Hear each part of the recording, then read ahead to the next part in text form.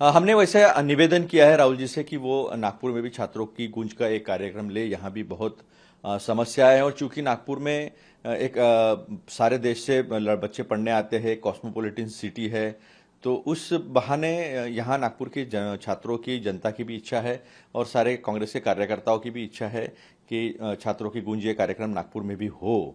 और अगर वो होता है तो हमें बहुत खुशी है। वैसा निवेदन हमने राहुल जी से किया है।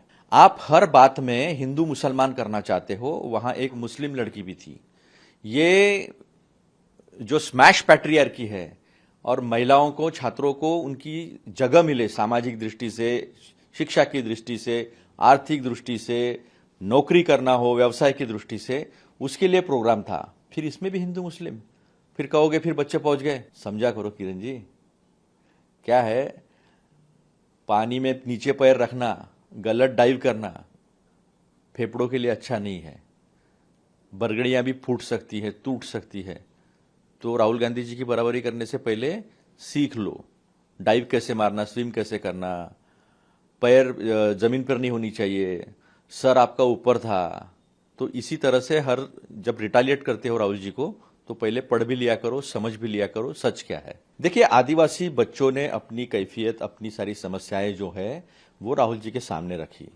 फिर डीबीटी के पैसों से होता नहीं है, तो उनकी जो मांग है कि हमें नाश्ता सुबह का, दोपहर का खाना, रात का खाना जो है वो सरकार खुद प्रोवाइड करे, हमें पैसे नहीं चाहिए। किताबें महंगी हो जाती है, डीबीटी का पैसे कम है, तो कहते हैं कि हमें लाइब्रेरी में ही किताबें उपलब्ध करा दीजिए, अच्छी सुविधाएं दीजिए। बच्चियां हॉस्टल से जाती है घर पे, छुट्टी से वापस आने के बाद उनकी गर्भावस्था परीक्षण होता है, प्रेगनेंसी टेस्ट होती है। तो ये तो अन्याय है ना, कि इस तरह से छात्राओं को ट्रीट करना, इस तरह से उन पर अविश्वास दिखाना और उनको कमतर आंकना।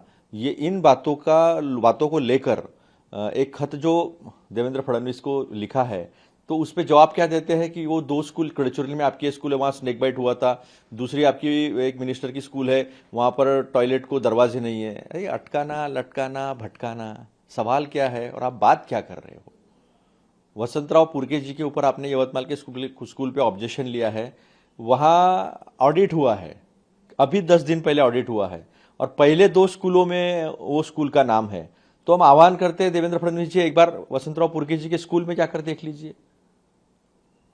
और अगर कहीं स्नेक बाइट हुआ है तो आपकी सरकार क्या कर रही थी, आपका महकमा प्रशासन क्या कर रहा था। अगर सुविधाएं नहीं है तो उन पर कार्रवाई क्यों नहीं की गई। ऐसे कई सारे सवाल आपके ऊपर उल्टे खड़े हो सकते हैं, लेकिन छात्रों की जो मांग है उससे भटकाने की कोशिश मत कीजिए, उसी पे अडिग रहिए, क्योंकि छात्र अभी आपके सुनने वाले नहीं है। उनका जो हक है वो उनको देना पड़ेगा आपको, और यही बात राहुल जी ने अपने खत में कही है। राहुल गांधींचा छात्रों की गुंज कार्यक्रम हा नागपुरात पण झाला पाहिजे असं सर्व काँग्रेस कार्यकर्त्यांची, नेत्यांची, पदाधिकाऱ्यांची इच्छा आहे। नागपूर एक कॉस्मोपॉलिटन शहर आहे। देशातले जवळपास सगळेच लोक जे आहेत ते नागपूरमध्ये येऊन वसलेले आहेत। त्यामुळे एक असं युनिक शहर आहे आणि इथे पूर्ण विदर्भ आहे, नंतर रायपूर, छत्तीसगड आहे, मध्य प्रदेश आहे, तेलंगणा, ही बॉर्डर एकदम जवळच आहे। तर सगळ्या मुलांना जी आहे ती संधी मिळू शकते, म्हणून आम्ही तशी एक विनंती केली आहे आणि हा कार्यक्रम छात्रों की गूंज नागपुरला होईल असा आमचा विश्वास आहे। किरण रिजिजू जी, पहले तो पानी में डाइव कैसा लगाना पड़ती है वो देख लो। फिर पानी में नीचे पैर रखना, गर्दन ऊपर रखना और ऐसे दिखाना मैं स्विम कर रहा हूं। तो राहुल जी की कॉपी करने के लिए भी क्या, नकल के लिए भी अकल लगती है, वो दिख नहीं रही थी आपके इसमें। तो चलो छोड़ो, वो प्रयास छोड़ो। लेकिन आपने पूछा कि पैट्रियार्की, स्मैश पैट्रियार्की को आप टारगेट कर रहे थे, क्यों आप सपोर्ट करते हो क्या। वहां एक मुस्लिम लड़की भी थी और वो भी अपनी समस्याएं बता रही थी। तो सारी महिलाओं को लेकर ये प्रोग्राम चल रहा है, सारी महिलाओं को लेकर राहुल जी ने बात की, और आप फिर धर्म में चले गए, फिर हिंदू मुसलमान करने लग गए। आपका मन नहीं भरा क्या। छात्रों ने एक बार समझाया आपको जंतर मंतर आकर, समझ में नहीं आ रहा क्या। आपके तकलीफ में लाओगे क्या खुद को और अपनी सरकार को। समस्याओं पर ध्यान दीजिए, समस्याओं पर ध्यान दीजिए। राहुल जी के पीछे पीछे मत जाइए, बहुत मेहनत की वो इंसान ने, बहुत आगे निकल चुके। सर्टिफाइड स्कूबा डाइवर है, कुछ उल्टा करने जाओगे कुछ हो जाएगा आड़ा तिरछा, कायदे में रहिए।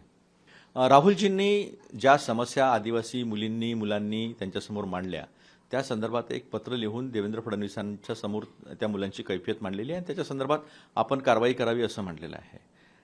देवेंद्र फडणवीसजी, आपण एक गोष्ट समजून घेतली पाहिजे की मुलींची प्रेग्नन्सी टेस्ट होणं, त्यांच्या जेवणासंदर्भातल्या समस्या असणं मुलामुलींच्या, त्यांच्या पुस्तकांच्या संदर्भातल्या समस्या असो, त्यांना वयाच्या अटीच्या संदर्भातला प्रश्न असो, हे आपण समजून घेतलं पाहिजे. आपण मुख्यमंत्री आहे, आपल्याला माहीत नाही का एमपीएससीचं वयाची अटी 43 आहे, आपल्याला माहीत नाही का यूपीएससीची वयाची अट 35 आहे. अनेक परीक्षा आहेत.